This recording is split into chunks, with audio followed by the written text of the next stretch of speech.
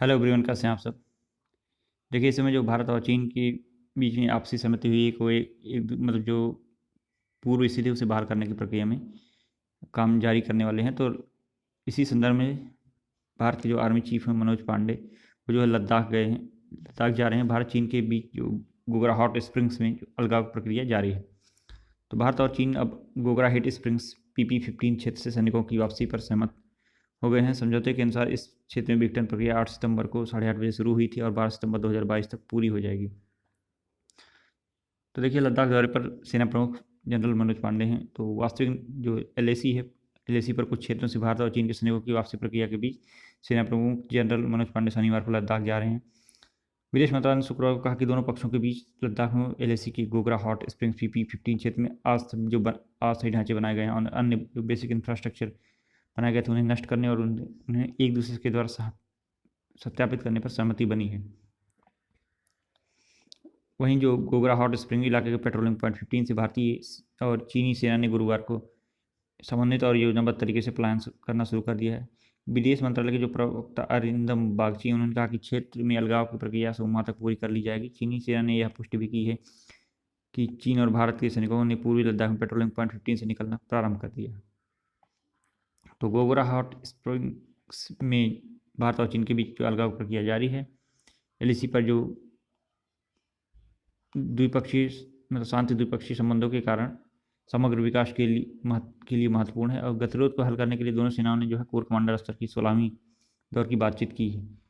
यह विघटन प्रक्रिया भारत और चीन के कोर कमांडरों के बीच जो 17 जुलाई 2022 को चुशुल मोल मीटिंग पॉइंट पर हुई बातचीत के 16वें दौर का अनुसरण करती है।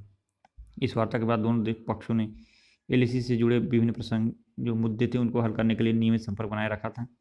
परिणाम स्वरूप जो इंडो चीन अब गोगरा हॉट स्प्रिंग PP-15 से सैनिकों की वापसी पर सहमत हो गए हैं। क्षेत्र में अलगाव की प्रक्रिया सोमवार तक पूरी कर ली जाएगी। जो अरिंदम बागची हैं, उन्होंने कहा विदेश मंत्रालय के प्रवक्ता के मुताबिक पॉइंट 15 में चल रहे विघटन के कार्य जो है सोमवार तक पूरा हो जाएगा और भारत चीन शेष मुद्दों को भी उठाएंगे। दोनों देशों ने 5 अन्य क्षेत्रों में विघटन का कार्य पूरा कर लिया, जिसमें पॉइंट 15 ने जो लेटेस्ट है पैंगोंग झील के उत्तर और दक्षिण में जो गलवान घाटी और हॉट स्प्रिंग्स में PP-17 ये बफर जोन बना रहा है। पिछले महीने भारत और चीन की सेनाओं ने एक डिवीजन कमांडर स्तरीय बैठक की, जहां उन्होंने लद्दाख सेक्टर में जो वास्तविक नियंत्रण रेखा है LAC पर शांति बनाए रखने से संबंधित मामलों पर चर्चा की। इससे पहले भारत और चीन ने जो चीनी वायुसेना द्वारा हवाई क्षेत्र के उल्लंघन को लेकर चुशुल सेक्टर में बातचीत की, जहाँ भारत ने चीन को किसी भी दुस्साहस के खिलाफ चेतावनी दी थी। तो ये देखिए,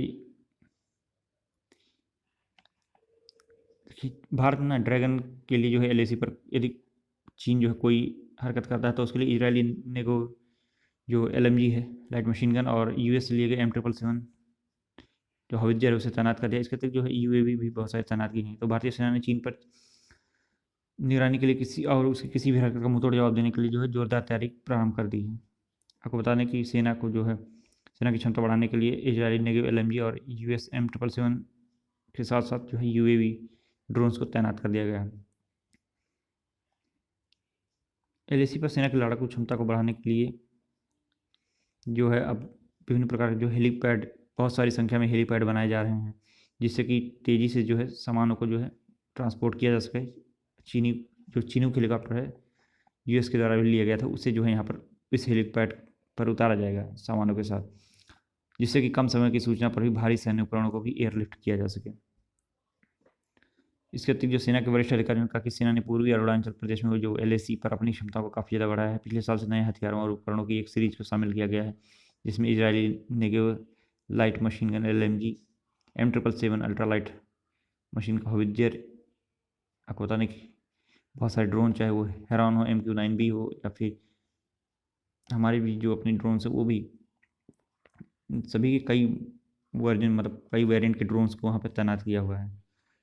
और अमेरिका से खरीदे गए सब जो ये मतलब इनमें से अधिकांश जो वेपन्स है, चाहे वो M777 हो या फिर 6R राइफल्स हो या फिर हवित्जर, जो M777 हवित्जर के साथ साथ जो शिनूक हेलीकॉप्टर है, ये सभी US के द्वारा लिए गए हैं। ये सभी वहाँ पर तैनात किए जा चुके हैं। इसके अतिरिक्त जो स्वीडिश रॉकेट लॉन्चर और अन्य जो UAV विमान है उन्हें भी तैनात किया जा रहा है। आपको बता दें कि भारत ने जो है इसराइल के साथ नेगेव जो LMG है उसकी डील की थी, रूस के साथ AK-203 की डील की थी, और USA के साथ जो है 6R राइफल्स की डील की थी। तो नए हथियारों से सेना की मारक क्षमता काफ़ी ज़्यादा बढ़ गई। पूर्वी अरुणाचल क्षेत्र में माउंटेन ब्रिगेड की कमान संभालने वाले जो ब्रिगेडियर हैं उन्होंने कहा कि नए हथियारों और उपकरणों के इस्तेमाल से इस इलाके में सेना की मारक क्षमता और निगरानी क्षमता काफ़ी ज़्यादा बढ़ी हुई है।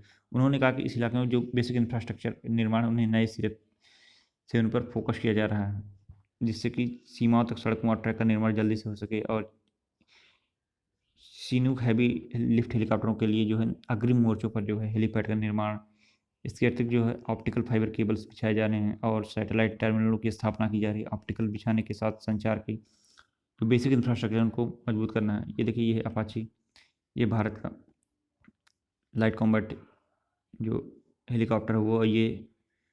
इसके अतिरिक्त जो है ये है Mi-26 भारत का सबसे हैवी और दुनिया का सबसे heavy helicopter, heavy weight helicopter. ये है CH-20 मतलब CH-47 चिनूक, CSU-30 MKI। ये सभी विमान जो है ना यहाँ ईस्टर्न सेक्टर में तैनात हैं अरुणाचल प्रदेश के पास। नए हथियार और उपकरण जो है पैदल सेना के लिए जो है इन्फेंट्री के लिए जो बटालियन के लिए नए हथियार और शामिल किए गए हैं।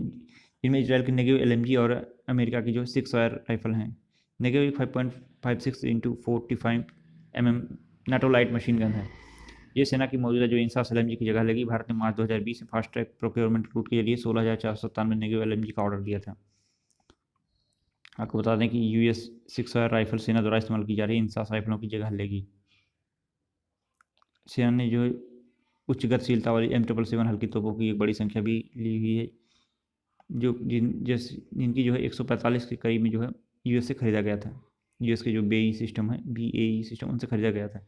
ये जो है चिनूक हेलीकॉप्टरों के द्वारा बहुत ही आसानी से जो है एक स्थान से दूसरे स्थान पर पहुँचाए जा सकते हैं, ट्रांसपोर्ट किए जा सकते हैं।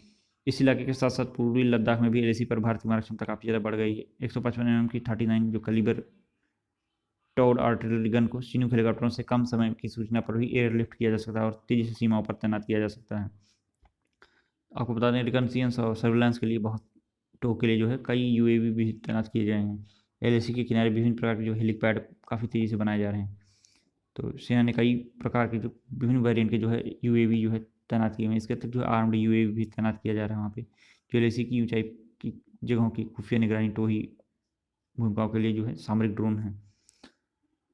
मुंबई स्थित निजी फर्म ऑडियो जो आइडिया फोर्ज से बने जो स्विच UAV को पहली बार पिछले साल सेना में शामिल किया गया था। इसके अतिरिक्त महत्वपूर्ण उपकरणों में जो स्वीडन का नया 84 mm रॉकेट लॉन्चर मार्क 3 शामिल है, जो 1 मिनट में 6 राउंड फायर कर सकता है। अमेरिका से आए ATVs अधिकतम 4 लोगों को एक साथ ले जा सकता है। जो ATVs हैं एडवांस टेरेन व्हीकल्स, ये जो है काफ़ी ज़्यादा मतलब जो है सोल्जरों को जो है 4 सोल्जर्स को एक साथ ले जा सकता है और ये काफ़ी एडवांस माना जाता है।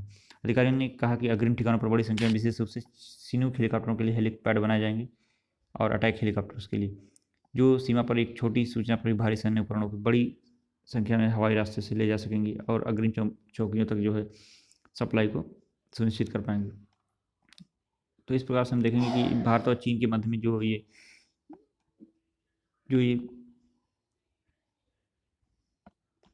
सीमा पर विवाद था LAC का, उसके बारे में जो सीना जो है वहाँ पे डीमिलिटराइजेशन कर रही है, मतलब अपने अपने जो बेसिक कैंप्स हैं उन्हें जो है डिस्ट्रॉय कर रही है और एक दूसरे से सत्यापित कर रही है। तो भारत सरकार इसकी प्रक्रिया में जो है साथ दे रही है, लेकिन भारत सरकार कहीं ना कहीं अभी इससे ज़्यादा सक्रिय भी है और भारतीय सेना जो है पहले से ही वहाँ पे अपने एडवांस डिफेंस सब तैनात कर दे रही है, जिससे कि यदि इस बार कोई स्थिति होगी तो उसका डायरेक्टली जो है रिस्पॉन्स दिया जा सके।